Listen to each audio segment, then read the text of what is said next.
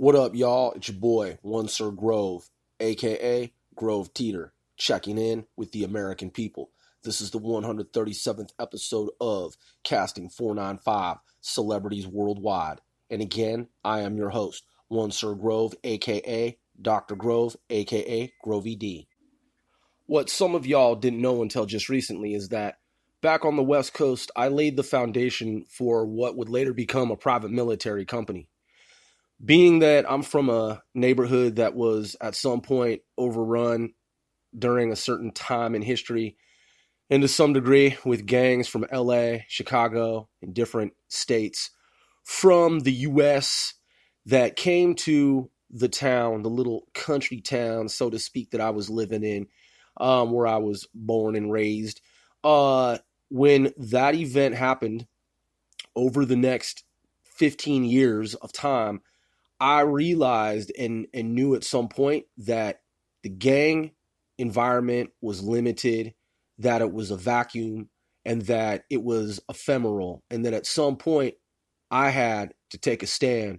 And what I would do ultimately is create a private military company. Because, man, I was immersed in that lifestyle. It was all around. When you would walk out of your home, it was right there in the gang neighborhoods of the West Coast. And it was a daily operation, man. I mean, it was unavoidable. You wake up, you go to school, and the gangs were in your neighborhood, man. They were at your school. The gangs were about. They were out and about. And man, gangs would approach you and be like, "Yo, man, what set you claim?" And so I was like, you know what, man, fuck all this noise. You know, this shit, man, it is what it is. But I don't really truly condone the destructive nature of the gang world. It's just fucking destructive. Now, listen, I'm going to be clear because some people are unclear. I'm not talking about every fucking gang member in America. You've got clubs. You've got motorcycle clubs. You've got gang hood niggas that they aren't destructive and they just be out on the block with the set, drinking 40s, smoking on new pimps. You know what I'm saying? And they've been in the hood, man, forever, and they ain't never harmed a soul. You feel me? Like they've never done anything fucking ill intended toward anyone. They wear the colors of the neighborhood. They themselves internally within their own minds, subjectively, they see what's going on around them, and they don't approve of the destructive nature of the gang. And they also understand that not everyone in the gang is out to be harmful, man. They know that there's young kids that are misguided, and there are kids that are just proud of their neighborhoods, man. And they just want to fly their flags for their hoods, man. Just like America flies a flag. They want to fly a flag locally, just like a state or municipality. They're proud of their neighborhoods, man, to some degree, on some level, to some extent. So older folk, you know, and some younger folk who are wise, they understand that not everybody in a gang is out to be destructive. And I was one of them dudes, man. I wasn't out to be destructive because, man, I'm not about that. You understand what I'm saying? And real talk, though, like I was never about being destructive because I'm not a destructive person, man. And I have an artistic mind. I'm an artist, man, at heart. I really, truly am. I enjoy art and symphony and visual art and the great works of great artists who have made art. And so I've always appreciated the arts, man. I've always been in appreciation of the arts. In fact, when I was young, I was to be an artist myself. I wanted to be an artist. I was working toward being an artist. And then fucking gangs spread throughout the US, man, and fucked up my neighborhood. And that's history. That's real shit. So during that time in history, I was like, man, this is fucked up, man. It's here. I just got to deal with it. But man, for real, like fuck all the destructive shit, man. So in my mind, back then, I told myself at some point, I am going to start a private military company. I mean, for God's sake, man, we used to soldier in the streets as a street gang. We'd walk everywhere. We'd walk fucking 20 fucking miles in a day. And it was not shit to us at the time. We were young. We were youthful. We had fucking energy. So we got a lot of exercise doing that shit, man. And back then, man, it wasn't all these fucking, like today where cats is like strung out on OxyContins and fucking whatever, meth and all this shit, man. I remember when meth became a thing during my generation and it was called crank. It used to be called fucking crank. They called it crank before it was called meth. I mean, I understand it's always been meth. I studied science at the university. So I've seen all the different crystalline structures and all the different chemical compositions and so forth on paper. I understand that. I'm saying that the street term for meth, even predating my generation, was called fucking crank. Now it's just meth or crystal. But yeah, man. So back in the day, before my neighborhood was plagued with fucking meth heads and mass opioid addiction and all this kind of shit, now that I see through fucking satellite telescopic lenses and whatnot and through the grapevine, I hear through my people and shit that, the neighborhood, man, on some level is just opioided out and it's all fucking methed out. I understand that. Back in the day, it was a little bit more innocent. Even though there were gangs that had migrated up north from California, even so, and even with all the shit that was going on back in the 80s and 90s, I mean, man, there was fucked up shit that happened, man. Drive-by shootings, fucking stabbings, you name it, whatever goes on in the world of gangs and shit, right? But it wasn't as dark. It wasn't as dark as it later became during my generation. I mean, man, like I said, we used to fucking soldier through the streets, drinking 40s and smoking weed. I mean, man, drinking fucking 40s and smoking weed, like weed back then that isn't the weed of today. I mean, shit, dude. That shit was fucking pretty innocent, man. I mean, we drank fucking beer. Like, what type of like West Side Story greaser gang doesn't fucking drink beer and have switchblades? I mean, that's what we fucking did. Yeah, we packed guns and fucking commando knives like Rambo on some street commando shit. You know, you couldn't just carry a switchblade when I was growing up. I mean, actually you could back when we were in like junior high school. But I mean, shit, man, I bought my first 9mm when I was like, I think 8.5 years old. And so, but I mean, before that, like a month before that, you could get away with having a fucking, butterfly knife, which I had many butterfly knives. And, you could have ninja shurikens, man. And if niggas got out of control, you just whip out the fucking shuriken and just, and niggas would just like scram back then, but then when niggas started coming out with fucking Uzis and shit, it's like, ah, shit, gotta step up the game. Time to get some fucking artillery. That was my neighborhood, man. And I know niggas 1,000+ motherfuckers that can attest to exactly what I'm sharing with you, the American people, man. When I grew up, man, out west, where I did, everyone who knows me, who was there themselves, I'm talking about I banded together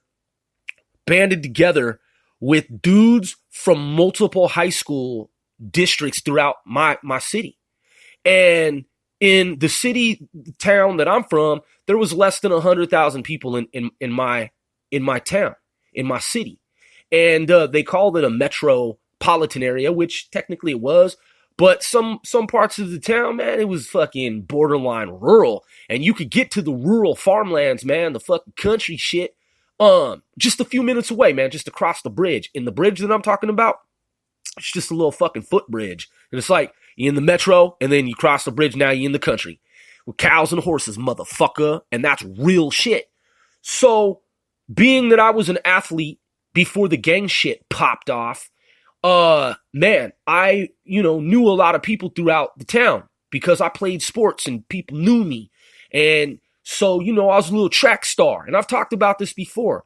And then, when I got older, man, and was hanging out with dudes that were starting to like drink beer and smoke cigarettes and shit when we were like, I don't know, man, fucking 12, 13 years old, like pre-pubescent, fucking borderline, on the cusp, verge of being teenagers and shit.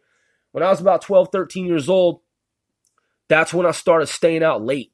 like creeping out through windows and shit, like hitting the streets. I mean, I was always out with my skateboard before that as a kid. I told you, man, I bought a fucking a nine millimeter from my homie, who his mother had gone to college with my mother and whatnot. And he when we were kids, man, he had fucking guns. Like he was a precocious dude. Like we were the same age, but man, he was doing shit. Like, I mean, sadly, his father had passed when he was young.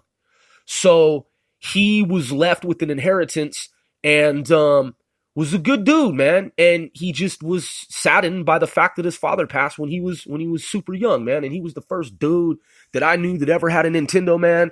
And he was like a home video game system Nintendo. And he was very generous, man. He was a nice dude, man. And he just was like, you know, he was grief stricken by the fact that his father had passed, man.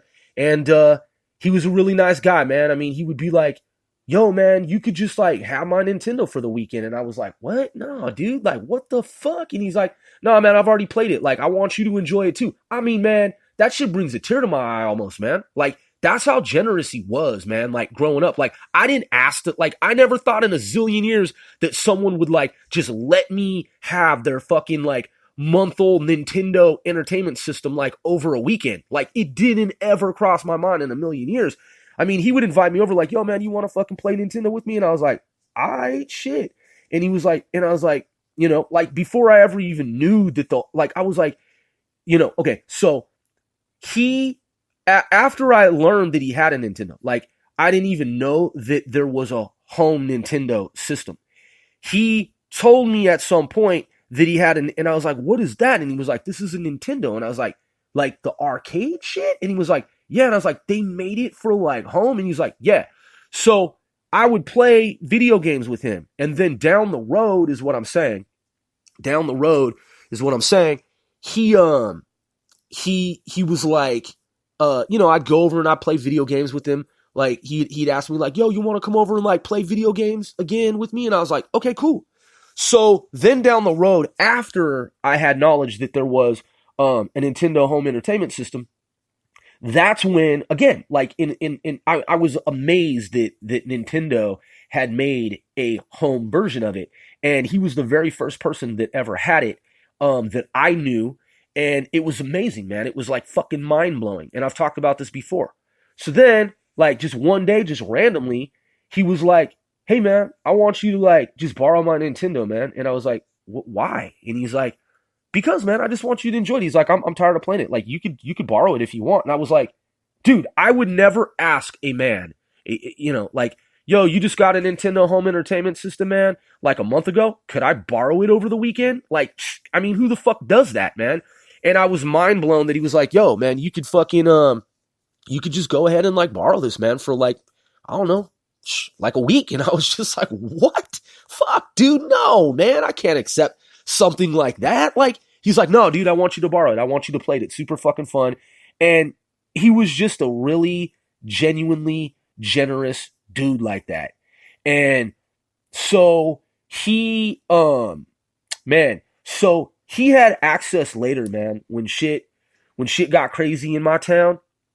He had fucking guns, man, because his, he was starting to like be an older dude when he was like really young, man. Like he looked like a kid that was like in his 20s when we were like 13 fucking 14 years old and shit. And but I mean even before that, like he was fucking having shit. And so like he was telling me these stories about how he would go to like LA and how he was wrapped up with this like chick and these dudes and how they would just like get in a car and they would just like joyride down to LA. Now keep in mind, we're fucking kids at this time. And this is before we're teenagers. So that happened later. But nonetheless, man, when we were kids at a very young age, he had guns and, you know, no father in the home. And he just had things, man. And he was just like collecting stuff, man. And so I had a skateboard and some weed and some little cash. and from like mowing lawns and shit. And I bought a fucking 9mm, man, when I was like 8.5 years old from him. And, statute of limitations, man, that shit was fucking, that was decades ago, like more than 3 decades ago. So that was over fucking 30 years ago, man. And, yeah, dude, he was a fucking G, man. That was my dude. And he was a really nice guy, man. And, so back then, man, and I'm not trying to make light of any kind of situation involving what was going on back then. I'm just simply saying that was a turning point, because at that age, man, I mean, even before that, like the neighborhood that I've described as being relatively innocent, right? During the time that we were walking around the streets, pre-pubescent, 12 going on 13 and shit, when we started to like sneak out and stay out at nighttime, like just stay out all night walking around the streets before the age of 13. When I was fucking a little bit younger than that, man, like 8.5 going on 9, even though the town was like relatively innocent, there was still some neo-Nazi shit popping off, man. And like walking around the hood, motherfuckers would just like be on some neo-Nazi shit, man. And this is real talk. This is real shit. And so even though I was an athlete, man, and even though like I was a little track star, like there were hateful people, man, that were fucking straight up racist and straight up bigoted. And they'd be like, fuck you, nigger. Straight up, like just like that. And I'd be like, man, fuck you. And then, we'd have like rock fights and fist fights and shit, fights with sticks and this kind of stuff.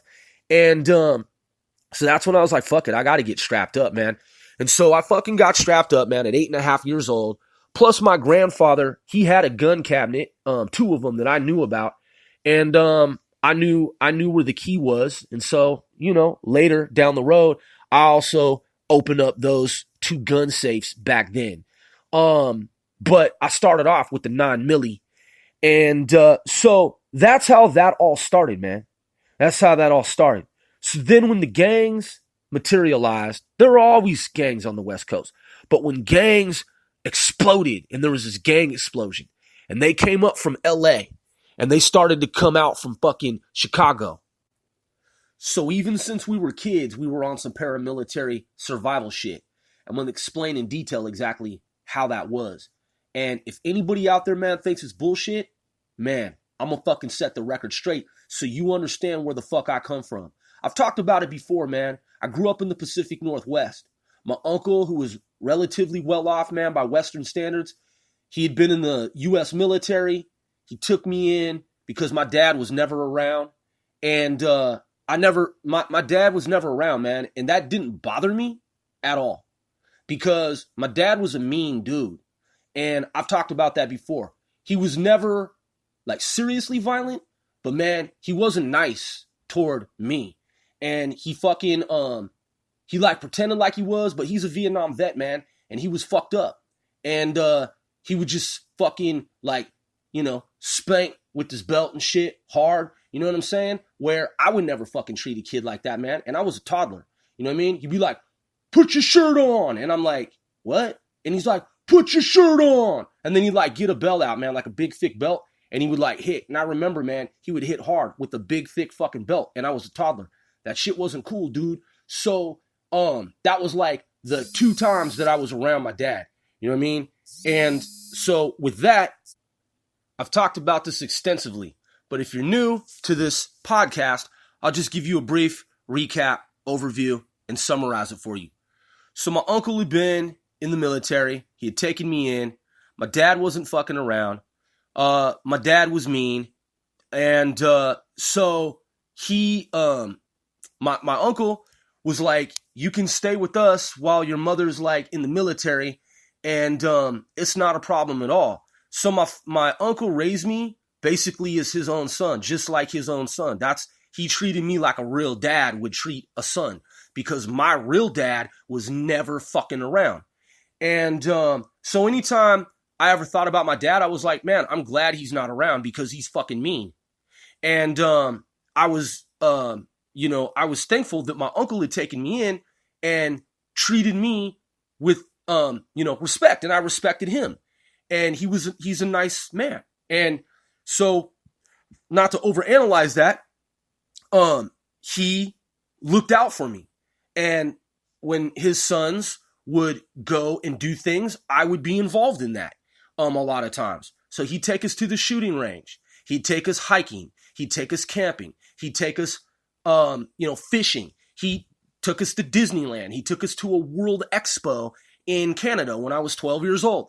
And we would go on road trips. We would just have fun times, man. And we'd go to cookouts and barbecues and all kinds of things, man, that kids do. Sports events, because I played sports. That's what I did. That was my contribution to the fun and entertainment in the community. So there was that expectation there that I would keep up my grades in school and that I would play sports and do well with the kids. And I did, man. And I went to Sunday school a lot of times, man. And I did what kids did in America. But when the gang shit started to pop off, man, the dynamics of our neighborhood and community changed. I've talked about this before. And my aunt, she found one of my guns once. And she found the gun. And then at some point I found where she had taken it. I took the gun back. And then at another time, she found it again. And, but she only found the clip at some point. The second time she found the clip and she hid it in a different place. And it took me like fucking a month or some time. I don't know, a couple weeks, few weeks, however long it was. It took me a while, but actually it might have been a little longer than that. But, now that I think about it, anyway, I ultimately found the clip again.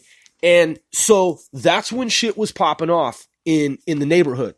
Now keep in mind, man, that the town that I'm from, that's close to rural community, the larger forest of the Puget Sound, the trees, the fucking forest, the mountains, the hills, we used to go out there.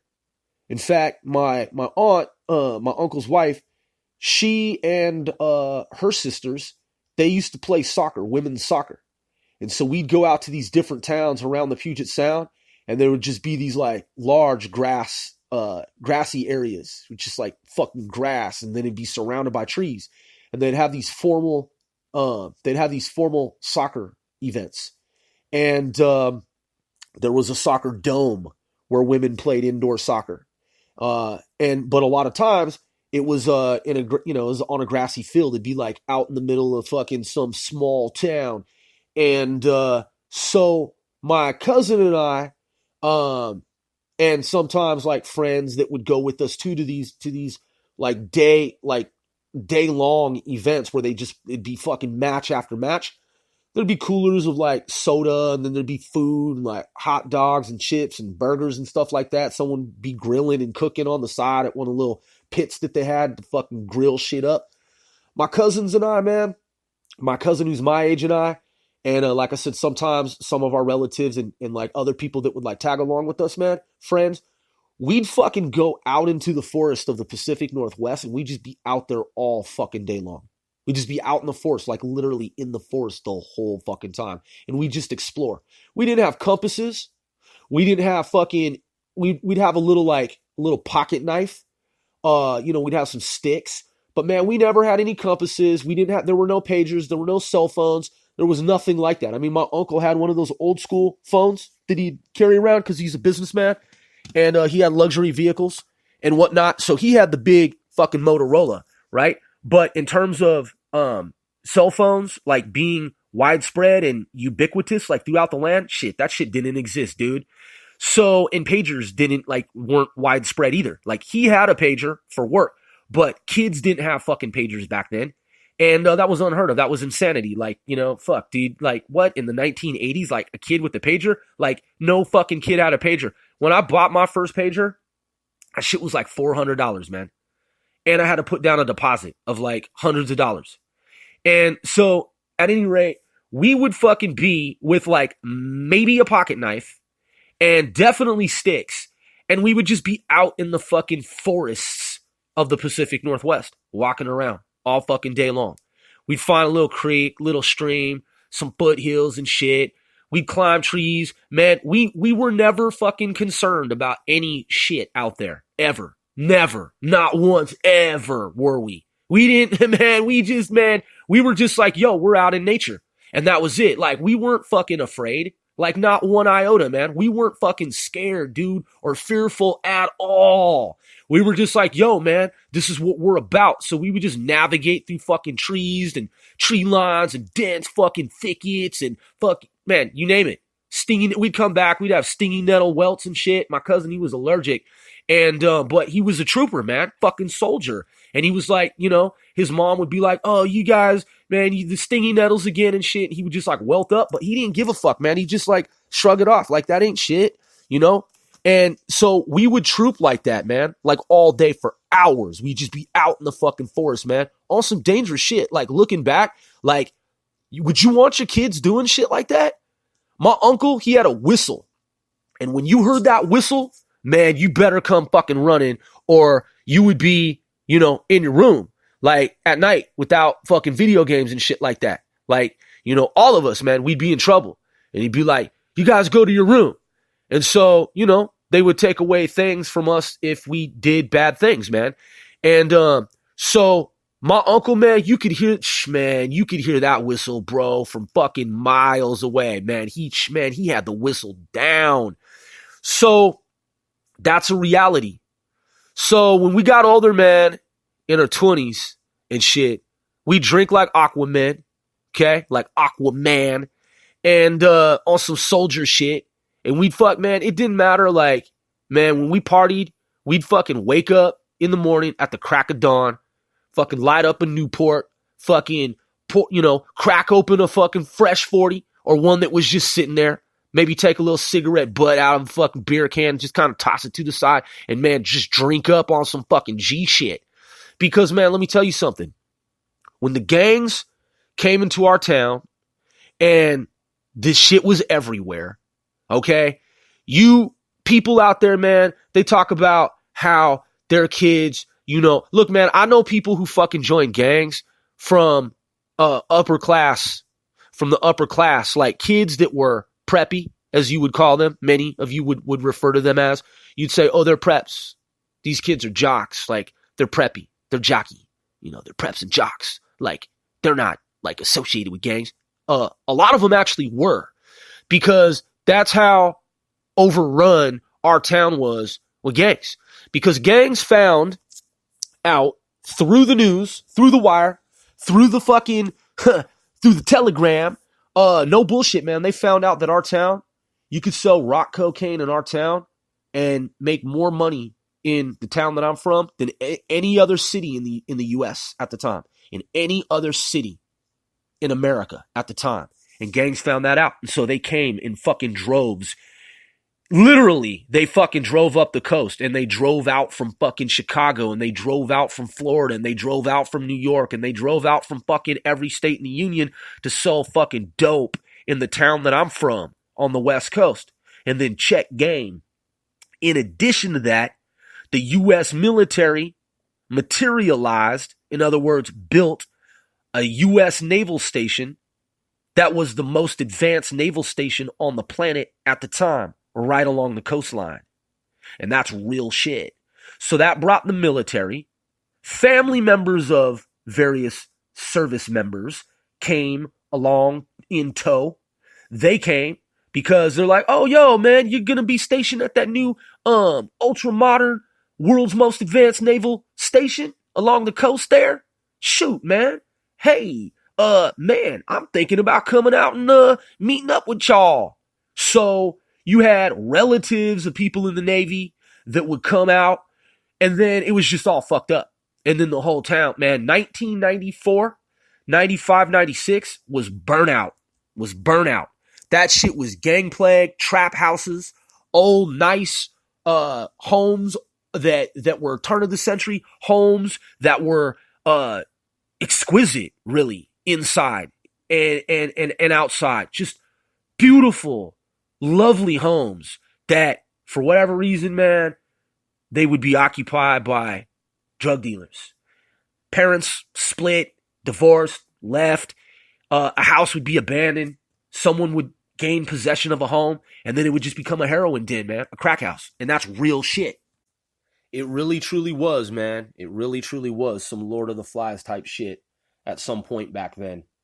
And so, but like I'm saying, man, just like Eminem when he got signed to Dr. Dre for the first time, when he first signed with Dr. Dre, when he went from his hometown there in Detroit out to LA and started to record with Dr. Dre, it said that he would get up at the crack of dawn. It didn't matter how much he would fucking party the night before.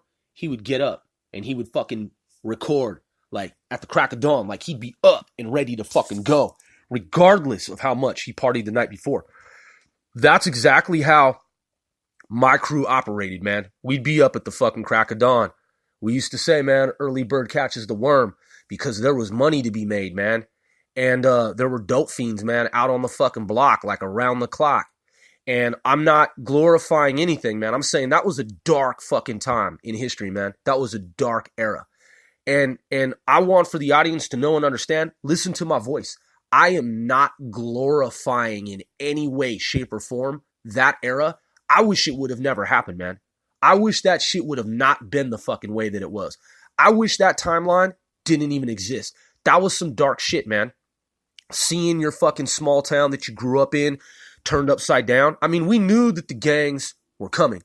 And I've talked about this before in previous podcasts, but if you're new to the show, we had a coach and who's also a math teacher, and he had been meeting with different faculty members of the school district and our school, our middle school, and he clued us in and briefed us on the situation. And they had paperwork on gang migration, migratory patterns, and gang intel.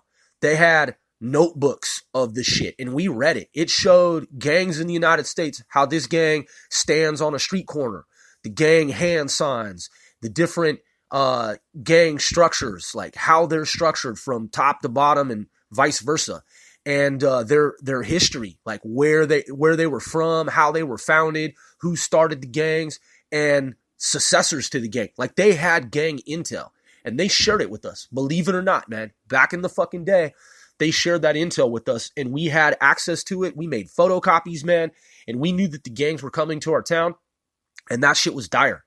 And they were spot on in terms of that spring when the winter was over and the weather warmed up. Man, gangs sure as fuck, man, came up from LA in carloads, and the shit was on, and not in a fucking good way. So if you had a son or daughter out on the streets back then, where I'm from, and your son or daughter was not in a gang, shit, man. If you weren't associated with someone, man, like, and had backup and had a crew. Now, listen, man, I know there are a lot of tough guys out there, man, that are like, cowards running packs. Yeah, okay. Back when I grew up, man, you'd go to a party with your jock friends and your prep friends, and you'd be there, man, and you'd be tough because you don't run in a pack, and gangs would run up in your fucking spot because somebody would fucking have some dude from some gang and shit, and then it would just be not good. Okay? So people were being fucking victimized in that way back then. Now, keep in mind, my crew, we were more like guardian angels on various levels, man, of reality. You might not understand that, man, from the outset of this information on the surface. You might be like, yo, man, you talking about, you've been Pyru and UBN, you not a Blood Nation, and, from 23rd Street, Deuce Trey Block, and you got put on by these cats, these Samoan dudes from, whatever, man. And these cats were hard bangers, man, and they had street stripes, and these dudes were fucking making trips back and forth from LA and whatnot, man. And you got put on by some real bloods, like some real US fucking street gang shit. And I'm like, yeah, but here's the deal, though. Back in the day, you had dudes that were preps and jocks, and they were getting put on too because they saw what was happening in the neighborhood. Okay. So all this shit about being a tough guy and just able to like be on the streets, in your little town, and, you don't have to have like homies that you roll with because you just all fucking gung ho. That's cool. That works for you. in the little town that I'm from, man, if you were at a party, man, shit, there might be a drive-by shooting, man. If you're at a party where I'm from, man, motherfuckers might have a shootout. You know what I'm saying? Rival gangs multiple gangs, lots of different gangs under the same roof. You know what I'm saying? Man, so where I come from, you could be the smartest, toughest dude. A lot of people, man, they joined up with gangs. They just did. And I'm talking about kids, man, from good families.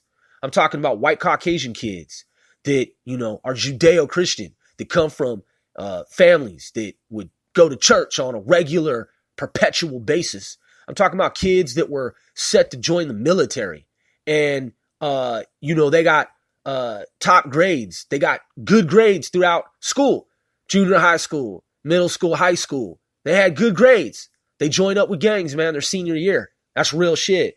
People who wrestled and played fucking football, people that were basketball, you know, stars in our high school. They joined gangs, man, because the gang shit was fucking real and it was dangerous and it was a fucking threat to society and it was all around us, man.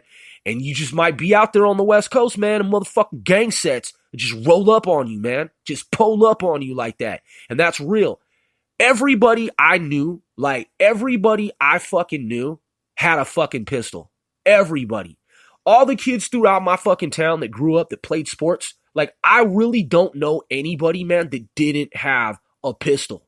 A pistol in the house, a pistol in the car, was packing a pistol. Like everybody, look, man, at some point, we basically controlled a block and other blocks.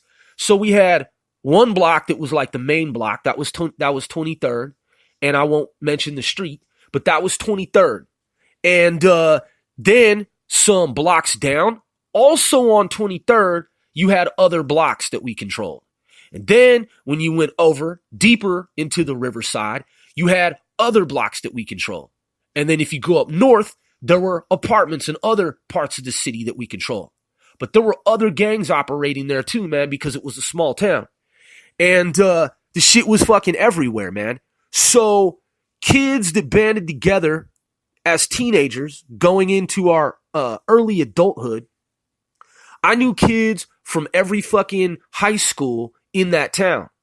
And collectively, when the shit was fucking cracking off the way that it was, man, I knew thousands of people from throughout the city. Bars, lounges, fucking strip malls, apartments, condos, homes, like, and it wasn't just our town, man. It was neighboring fucking towns and cities. So at some point, man, I knew thousands of people. And I'm telling you, man, 495, shit, dude. We'd go to house parties, man, where there would literally be, over the course of a night, hundreds of people at those parties. Outdoor parties, bonfires, fucking clubs and shit. Just crazy shit, man. Just wild and fucking crazy West Coast shit. So there was a point in history, man, where everybody that I knew, hundreds of dudes that I knew from throughout the city, everybody had to be fucking armed, man. You had to be strapped up back then. You couldn't just be walking around the streets back then fucking unarmed, man. Where I come from at some point, because niggas would just jump out. Man, you better be fucking locked and loaded back then, man. You better be strapped the fuck up back then. And that's real shit. You think, man, I'm making this shit up, man? Come on, dude. Do a little bit of research and you'll just be like, oh shit, this shit is real as fuck. And that's how it was. And man, it was some Nazi Germany America type shit, man. There were a lot of cops back then, man, that were involved in some dirty shit. Drugs, man, had plagued America, man, and the drugs were coming over the border, man. And people were profiting from it in huge fucking ways. And a lot of dirty motherfuckers were right out in the open about what they did, and people knew about it, man. So back then, like I said, man, people were fucking heavily armed. I'm talking, man, like arsenals. And so that's when I knew. I said, man, we've been soldiering in these streets as long as we have been. I'm going to start a private military company, man. This shit ain't right. And we're going to make this shit right, man. This shit that's been going on, it's not good, and it's not right, and it's not good, and it's not right for America. So what I'm going to do, because my grandfather, man, as I've often talked about, he was in World War II. And he came back and he built essentially a home for my grandmother. and his daughters. And he was a craftsman, and he knew how to use wood and metal. And he knew how to make things and build things. And he built a nice home for his family. And then to see that neighborhood, man, the way that it used to be, kind of frozen in time, picturesque, little innocent town, be overrun by fucking gangs and drugs and shit, man, that's when I knew. I said, man, I know I'm going to end up immersed in this shit, but man, forward thinking, private military company. I knew about private militaries back then, man. And I always had it in my mind that at some point I was going to start a private military company. And in my 20s, I was talking to my dudes about it. I was like, yo, man, I'm going to flip the script, man. Are you down? And numerous homies of mine were like, yeah, man, this shit ain't right, man. We need to do exactly what you're talking about, man. So I set it in motion. And just so that the audience understands, 495 didn't start off as a gang. It wasn't a fucking gang. 495 was a fraternity. We met at my aunt's house, my aunt and uncle's house.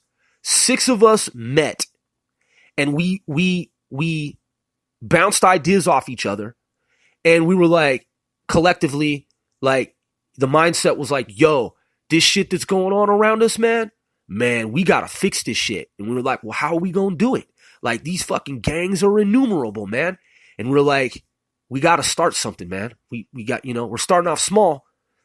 Whew. We gotta start a movement. It was like, well, how do we do that? And we're like, well, so we'll brand ourselves, and we'll come up with some different codes and codes of ethics and etiquette for our fraternity. We'll codify that. We'll put it on fucking paper. We'll agree to it. We'll recruit actively. We'll find people who are like-minded. We'll have meetings. We'll debate. We'll talk. And we'll just constantly refine our system, this fraternity, and make it a good one. And man, we'll be a shining light out here on these streets, like the guardian angels. And man, we'll protect those who can't protect themselves whenever we can. We'll defend the weak, the mild-mannered, the meek whenever we can. If we can, if we're in a situation to be able to help someone, we'll do that, man. And we'll build these dudes up, man, and we'll make them fucking strong, stone cold paramilitary street soldiers. And that's exactly what the fuck we did, man. I mean, a lot of us were nerds, man. We're little brainiacs, man. We're little nerds, little budding, puppy dog-eyed IT nerds before IT was even a phrase or a word or an expression. Before IT was IT. We're just dudes that like to play video games, man, and hack on computers and shit. Commodore 64, where you could write procedural code, 1020 N line run type shit. And so fucking we did exactly what we said we were going to do, and this shit blew up. It exploded. People were like, yo, you guys are what? And we're like, yeah, man, we're DIE. We're Deep in Everett. And they were like, what the fuck? That shit caught like wildfire. And that's real shit. And again, I'm not glorifying any of this, man. This is not to be glorified. This is actually to set the record straight. We didn't start off as a gang. We weren't a fucking gang. We were a fraternity that knew that gangs were fucking coming up, that were here, that were there, and that we needed to fucking come together as a group, and we needed to get it out. We needed to get out into the streets, and we needed to politic like a militia, and we needed to fucking stand up, man, to the shit that wasn't right. And we knew, man, that gangs wanted us to affiliate them, and we did. We affiliated with different sets over time, and some of those alliances changed over time, shifting alliances and whatnot, man. And we at some point, man, had a really good contract, man, with some with the family, with some families, and yeah, man. And then, down the road, there was interdiction. You know what I mean? They fucking cracked down on us and shit. They were removing our tags and shit, throughout the town. And so we went deeper underground. We went even deeper underground. And we looked at the math. We did some research and some analysis, man. And we were like, cause man, you gotta understand, it was a vacuum still. It was not a good time in U.S. history, man. It was a dark time. The floodgates had been open. The drugs were flowing in more than ever. And corruption was at an all-time fucking high. It wasn't some pee-wee gang shit as it kind of started off to be in some different areas, man. It was full-on grown men fucking guerrilla warfare type shit. Like, for real, like on the West Coast, man. I'm talking about motherfucking real gang shit. Like fucking gang on type shit. I'm talking kilograms of dope type shit. I'm talking AK-47 type shit. I'm talking Desert Eagle type shit. First time I ever saw a Desert Eagle, it was camouflaged. And this dude was trying to set up these other dudes. And those other dudes had kilograms of fucking cocaine. And those dudes were fucking top ballers on the West Coast. I'm not going to mention their names. I'm not going to say who they were. I'm not going to put their information out there. And this was over 25 fucking years ago. So one dude that we knew and some other dudes. Now, keep in mind, we were neutral with dude. But then dude told us he was trying to set them up. Well, those dudes were supplying our fucking block. So them dudes, when they got tipped off, the dude was trying to set them up. And keep in mind, they had kilograms. They came up the side of the house with the fuck, and we're in our set, everybody is fucking strapped the fuck up. Like heated up, like fucking armored up. I'm just keeping it real. And I'm just saying this, man, for the official record that this is U.S. history. Okay? I'm not glorifying any of this shit. I wish it would have never happened. I'm just stating the facts for the official record. So these cats got tipped off. The dude was trying to set them up. So they came through the back way. And we were obviously there because they were supplying our block. I used to see fucking 50 grand get counted fucking right in front of me like it wasn't nothing, man. Like, pull out the brown paper bag, fucking 50 grand would be on the table. There would be fucking a pack of blunts. They would get razor blade opened. The fucking tobacco would come out, go back into that paper bag. A blunt would get rolled, and 50 fucking grand or even more would get counted up. A fucking bird would get cooked up in a fucking crock pot. I'm talking about a kilo. Fucking a brick. That shit would get fucking cooked up in the crock pot. And now keep in mind, man, this shit is rampant. Like, this is regular fucking everyday type shit. And then a fucking K, it would get broken down and it would just get divvied up like right on the spot. And then that shit would be gone instantly. Like heads, fiends. I say heads as in dope fiends. Heads would be out on the block. They would be waiting, bro. And that shit would just get served out and it would just be fucking gone. And then another one would get cooked up. And so them niggas, man, the other dude we knew was trying to set up. He was trying to get their bricks because he was trying to come up in the game. These niggas came, man, they came up through the back way. We're all there already pistoled up. Like, they see us and they know us because it's our fucking spot. So we're out with straps fucking pistoled up. Like, we're fucking standing there with our straps, like, out in the open. These niggas came up through the back with some fucking bro. Bro. Niggas who know me, they know exactly what I'm talking about. They remember when this shit happened. I was like, yo, what the fuck is that? To the one homie and shit. He was like, these are some Bloods niggas that we knew that fucking had fucking kilos. These niggas were from fucking LA. These niggas were fucking California. And they had full on access to our set, man. And that's how it was popping. That's how the shit was fucking bracking off. And again, I'm not glorifying it. I wish that time in history, none of those events, none of that shit ever took place because it was a dark time for America. They come up, I was like, yo, what the fuck is that? This shit was brand new, keep in mind. Now, these dudes had fucking bank. These niggas were fucking banked up, papered up. These niggas nowadays, man, shit, on the internet with their fucking YouTube videos and shit. Come on, man. I'm talking about at the height of the shit. At the fucking, when the shit was at its peak. Yo, I was like, and this was a brand new fucking weapon. I was like, yo, what the fuck is that? He was like, this is the fucking Desert Eagle, dog. The shit was fucking camouflaged. I'm talking about a camouflage Desert Eagle. I was like, yo, let me hold that. And he was like, go ahead, G. Go ahead, Grove.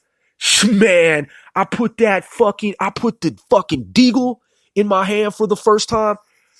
The other weapon that when I was young, like some years before that, it was a similar occurrence. I'd been in Seattle, and I was at a recording studio there in the Central District, and some Bloods we knew, we'd go through their studio, Bloods and Folks. It was a combination of Bloods and Folks. See, in the Pacific Northwest, a lot of niggas don't know, Bloods in a lot of different neighborhoods, Bloods and Folks, they don't bother each other. Like in a lot of different states and cities, that shit is the opposite. But in the Northwest, there's a lot, like, man, I'm just saying though, like, nigga, there's Bloods and Folks in neighborhoods that be on some neutral shit where they don't fuck with each other. That's not always the case, but that's how it was in my neighborhood. So anyway, we're in the Central District, and just flashback like a few years, and man, dude was like, y'all want to see something? And we was like, yeah. So he takes us in this back room where they got some equipment and shit, some old like mixers and some fucking turntables and shit. Nice home. And he fucking and again, this is more than 25 fucking 30 years ago. He pulls, I was a fucking teenager too, by the way. We were rapping on street corners. He fucking opens this briefcase, this fucking attaché case, and he's like, we're like, yo, is that real? And he's like, man, please. Fucking Mac 10. Mac fucking 10. The very first fucking time I ever saw a Mac 10 and held that shit in my hand, I was like, yo, this is weighty. That shit was weighted up. And I was like, yo, man, what the fuck? Yeah.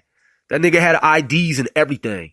And so anyway, point is that you notice I don't go into specifics or details, man. Central District's a big place, man. I ain't even mentioned the fucking street, and I won't.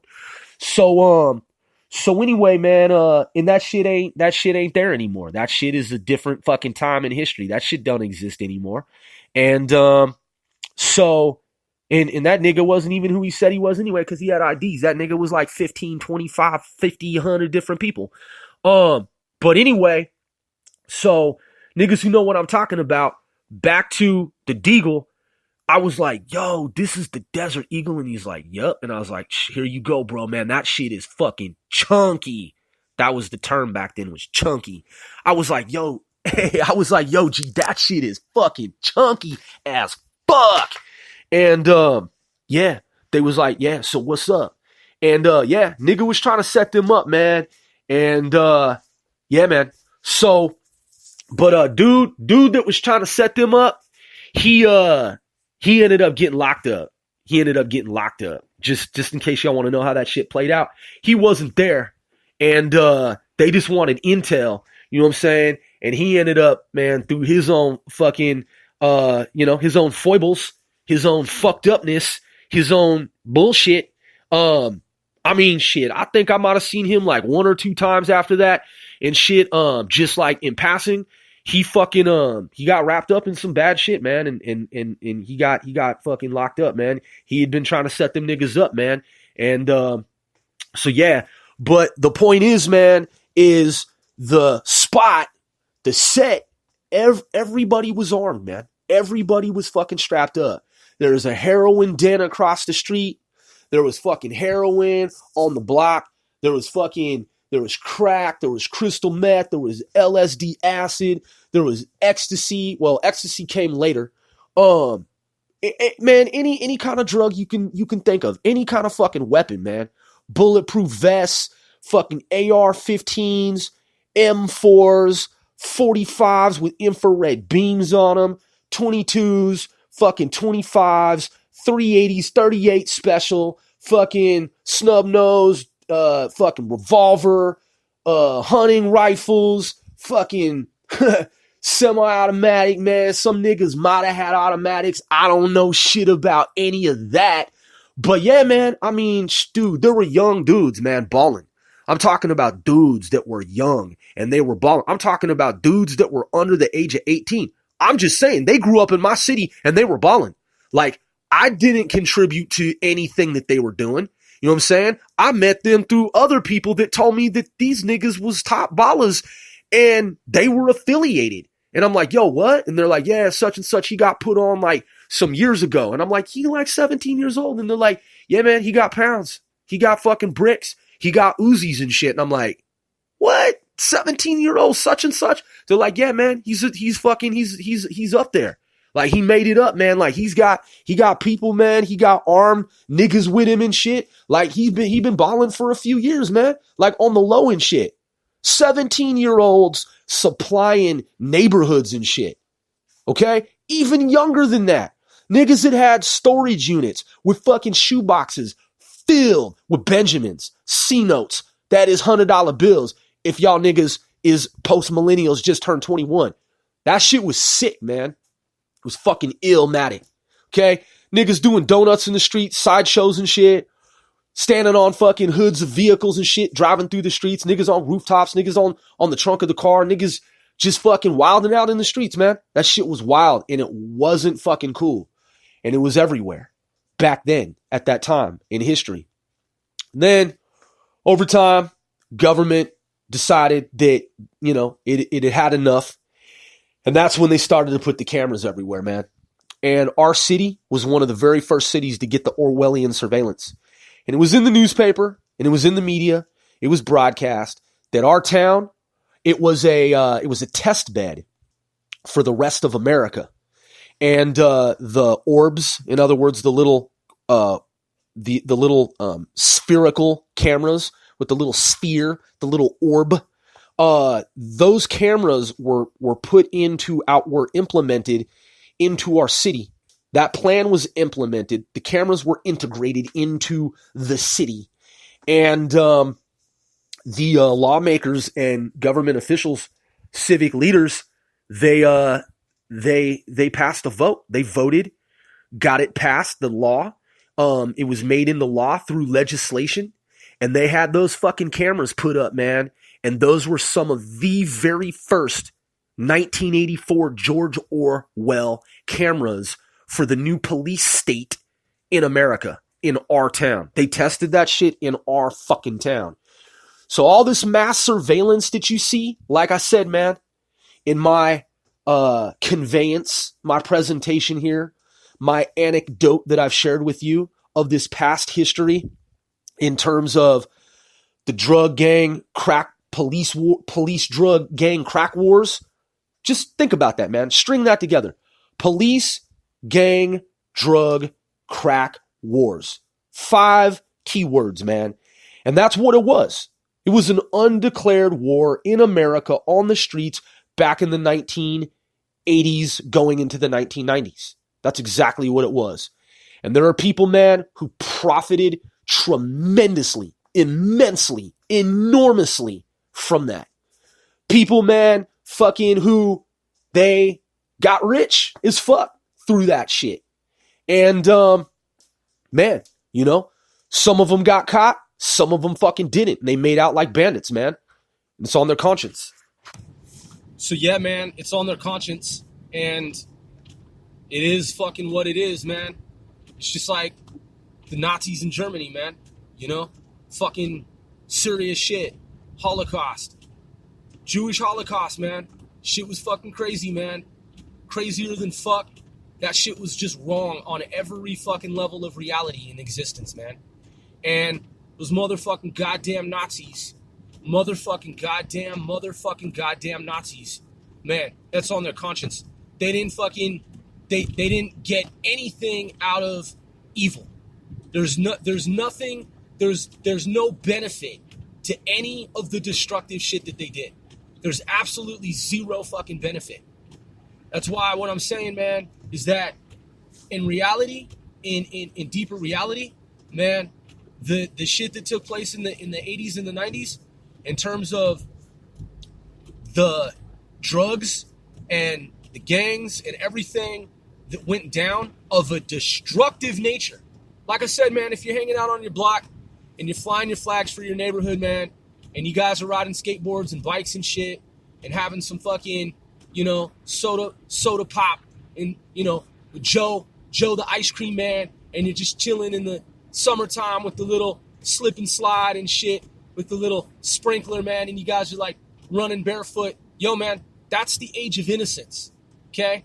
Going to Chuck E. Cheese, going to Burger King and fucking McDonald's, going and watching E.T. at the movie theater. Those are the days of innocence, man. All this other shit, dude, all of this shit all this other shit is just wrong, dude. And the world should be the way that it used to be. It should be the way that it fucking used to be, man. Before all the gang shit. When it was an age of innocence. Like one of those Star Trek planets, man. Where everybody's just, they're adults, but they're childlike. And they just live forever, dude. In the fountain of youth. There's actually a Star Trek movie. One of the Star Trek movies is actually like that. That's how planet Earth should be, man. All that destructive shit, dude, is fucking stupid. Nuclear weapons are fucking stupid, man. And the fact that they even exist is fucking stupid.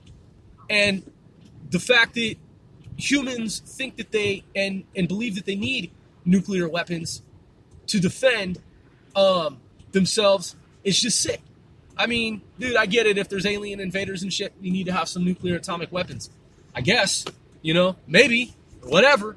But it's like, the fact that nuclear weapons have been designed to destroy other humans is just fucking just pitiful, dude. It's really fucking just sick. And so that's my presentation in terms of how the age of innocence morphed into what we had to do for survival in our neighborhood that in the 1980s and 90s had on some level fallen to this corrupt this era of corruption, rather. And yeah, I get it, dude. There are people who are like, well, Grove, I was never in a gang, man. And I'm from that town, and everything was peachy keen where I was. It's like, yeah, dude, okay, whatever. I hear what you're saying. You went to church every day, and you had your job at Boeing, and you were totally in a bubble, dude, and, you kept your nose clean. I mean, yeah, dude, some Boeing employees I know, man, dude, come on, man. What was it, the third week of every month? Some shit like that when they get paid. I don't even remember exactly. But, dude, come on, man. Cocaine was rampant back then, dude. And I hear what you're saying, man. You played it cool, and you weren't involved in anything. Like, you weren't smoking weed. Totally weren't doing that. You weren't going out to nightclubs and drinking and chilling and hanging with gangs.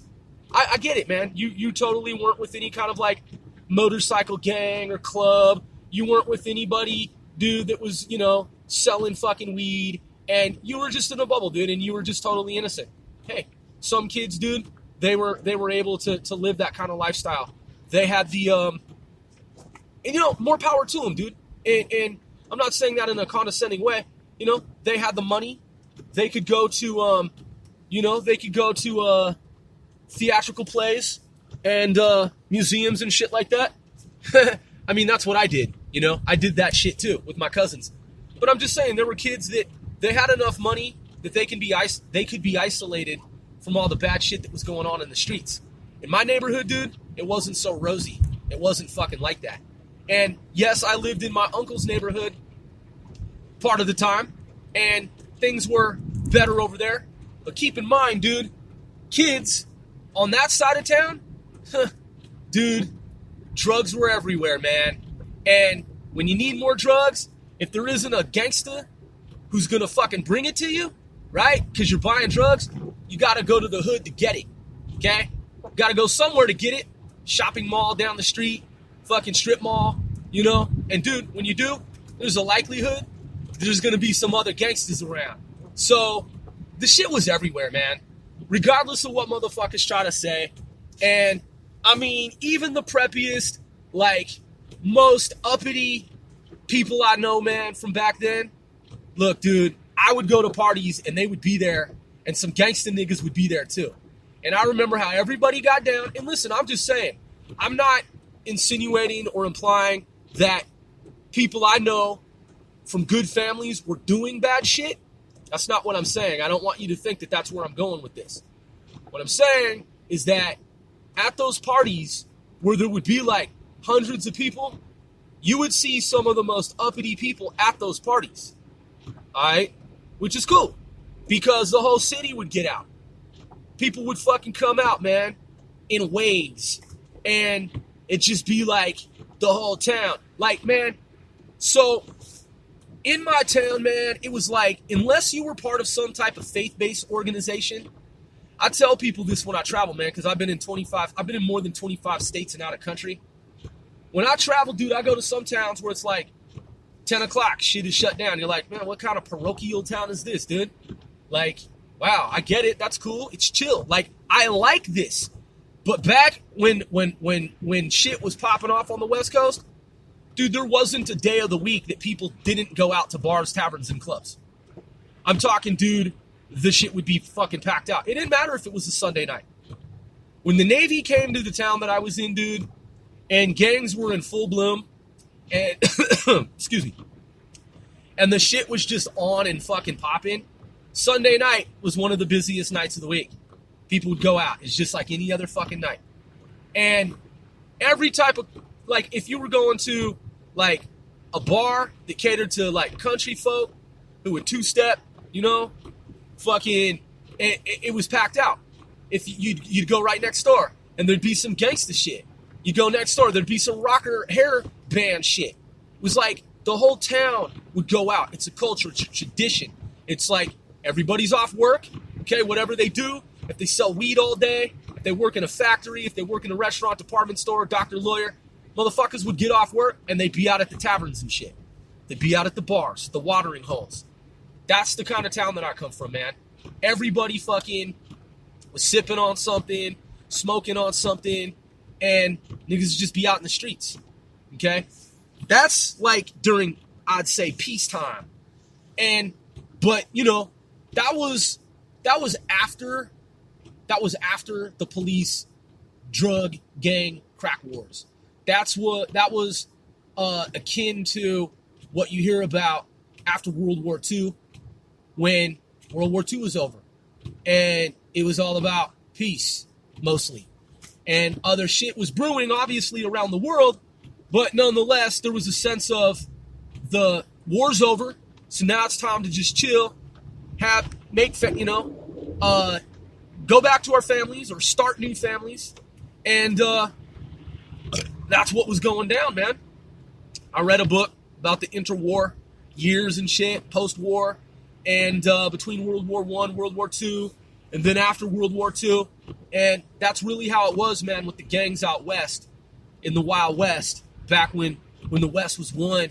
And I'm talking about not the 1800s, man. I'm talking about the fucking 1990s and shit. It's just another iteration of the 1800s in the 1900s. Keep in mind, this is back in the 20th century that I'm talking about. For y'all post-millennials, I'm talking about the 20th century, not the 21st century. And again, not glorifying any of the information that I presented to you. It was a dark period. And then afterward, it was all just kind of chill. Like gangs started to piece it up with each other. More and more public surveillance was rolled out. And that's when they came out with the Orwellian system. The Orwellian system that you have now, where it's massive surveillance. Everyone has a fucking smartphone. Kids in sub-Saharan Africa have laptops and smartphones. Tibetan monks have smartphones and laptops.